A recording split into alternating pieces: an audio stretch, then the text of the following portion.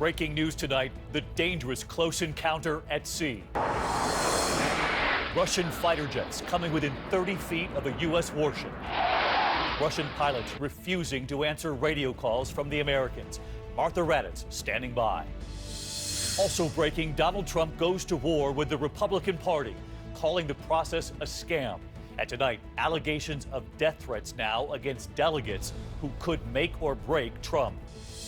A major new development after a Super Bowl champ is killed. We now learn he was shot 7 times in the back. Breaking late today, preparing for Zika here in the U.S. The CDC tonight revealing troubling new evidence about what the virus can do, calling it a turning point. And Made in America is back tonight. Take a look. Can you guess what's coming down the line and headed for your kitchen? This is ABC World News Tonight with David Muir. Good evening, and it's great to have you with us here on a Wednesday night. And we begin here with that close call. Russian fighter jets barreling past a U.S. Navy ship in international waters just 30 feet away. The images just coming in tonight, shot from the deck of that ship. U.S. authorities say those Russian jets there simulating an attack. And to give you an idea tonight of just how close they came, look at this. One of those Russian fighter jets hovering over the U.S. destroyer. We begin with ABC's chief global affairs correspondent Martha Raddatz as we ask what's behind the move and how will the U.S. respond? It is one of the most aggressive Russian actions against the U.S. military since the end of the Cold War. He is on the deck. Not just a dangerously close flyby, within 30 feet of the U.S. destroyer, the jets flew in a way that simulated an attack. And not just once, but again and again. Over the last 2 days, the Russian jets making more than 30 passes over the American ship in international waters. And roaring at just 100 feet off the Baltic Sea, the jets caused a wake in the water as if a giant speedboat had raced by. When you're flying just off the water at 500 miles an hour, you're focused just out the window. If he misjudges how close he is to the ship, how far he is off the water, there's no room for error and there's lots of room for disaster. The Americans on the destroyer repeatedly radioed the Russian pilots, but the transmissions were ignored. And Martha Raddatz with us live tonight. Martha, what are your sources telling you? Why would they be doing this, and what can the U.S. really do to stop it? Well, there's lots of speculation, David. They may be trying to distract NATO from a possible spring offensive in Ukraine. But over the last few years, the Russians have only gotten more aggressive with this kind of harassment.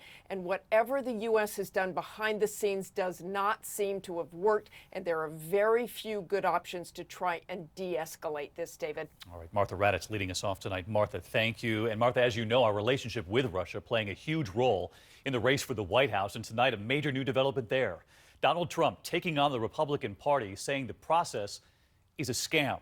His family right there with him during the latest town hall, even though 2 of his children didn't register for the New York primary in time. Tonight, new allegations that delegates for the convention are now getting death threats from Trump supporters. Those delegates, of course, could make or break Trump in the end. And ABC's Tom Yamas from Pittsburgh. Tonight, the race for the Republican nomination taking a dark turn. Allegations of death threats against delegates and their families by Trump supporters. This is a crooked system. These are dirty tricksters. Oh, it's rigged. Trump now insisting the Republican National Committee wants him to lose. You're saying that you don't think the RNC wants you to get the nomination? No, I don't think so. I really don't. He points to Colorado, out-organized by Senator Ted Cruz. Trump failed to win any delegates there. Tonight, the chairman of the Colorado Republican Party tells ABC News he's been flooded with 3,000 angry phone calls, including, he says, death threats. And he said, I need you to do me a favor. Get your gun, put it in your mouth, pull the trigger. I'll call you back in 2 minutes. If you can't do that, I'm going to send somebody over to the house and help you. It's not just Colorado. A number of Indiana delegates tell us they too are getting threats from Trump supporters. Very spooky, very personal, referencing things about my family. One email saying, quote, think before you take a step down the wrong path, warning of, quote, a future in hiding. Trump's longtime ally and confidant strategist Roger Stone has urged supporters to vent their anger at the Republican convention in Cleveland. We will disclose the hotels and the room numbers of those delegates who are directly involved in the steal. We urge you to visit their hotel and find them. But behind Trump's anger, The hard truth that he could get more votes and still lose the nomination at a contested convention. Hi, South Carolina. I'm Ivanka Trump. Hi, Nevada. I'm Ivanka Trump. Aloha, Hawaii. I'm Ivanka Trump. His own daughter, Ivanka, in these videos reminding voters to register. You need to actually be registered as a Republican. And that's it. Very exciting. Now admitting she herself isn't registered to vote in the New York primary. Her brother, Eric, same thing. We're not a family of politicians. We haven't been in politics very long. New York has one of the most onerous rules in terms of registration. It was our first kind of foray into politics. We didn't realize how the whole system worked. And tonight, as the Trump tirade continues, from the RNC, exasperation. Chairman Reince Priebus tweeting, quote, nomination process known for a year plus beyond. Complaints now, give us all a break. And now a Trump spokesman firing back at Facebook founder Mark Zuckerberg after he criticized the billionaire. I hear fearful voices calling for building walls and distancing people they label as others. And that Trump spokesperson saying this about Mark Zuckerberg: I think I'll take Mark Zuckerberg seriously when he gives up all of his private security, moves out of his posh neighborhood, and comes live in a modest neighborhood near a border town. David? That was the response to Zuckerberg. Tom, meanwhile, any response from the Trump campaign tonight on those allegations of death threats against delegates? David, we don't know if the Trump campaign condones this. We don't know if the Trump campaign condemns this, because tonight they are not commenting. David? Right. Tom Llamas with us tonight from Pittsburgh. Tom, thank you. The Democrats, of course, also battling for the New York primary next. Both candidates standing with Verizon workers now striking. Both showing up at different times in different places. Hillary Clinton along the picket line with union workers in Manhattan. 40,000 across the country walking off the job over pension and layoffs. Bernie Sanders with protesters in Brooklyn earlier saying those striking workers are standing up for millions of other workers who aren't protected by unions.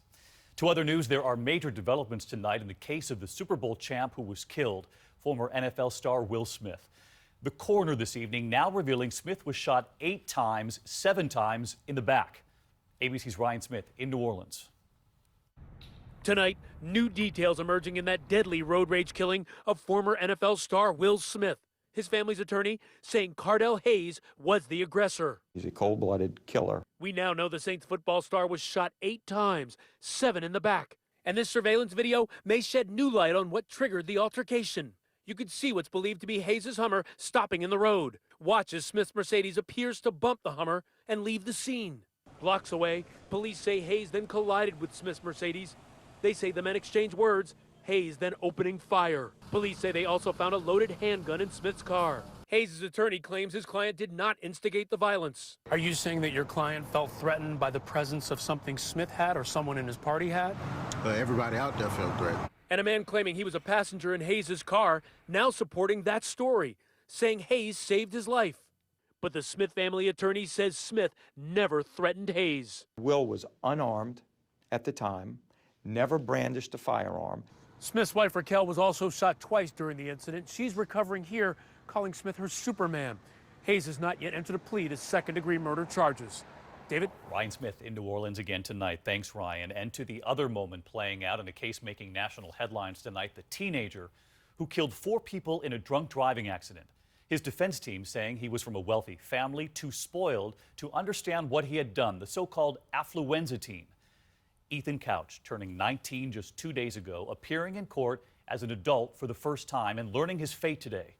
As it's also revealed that American taxpayers spent tens of thousands of dollars on his rehab because his family said they didn't have the money. So what was his punishment? Here's ABC's Matt Gutman now. The Texas judge stunning a packed court today with that ruling against the so-called affluenza teen, Ethan Couch. After the first 180 days, then the second 180 days will start. 180 days for each of the 4 victims.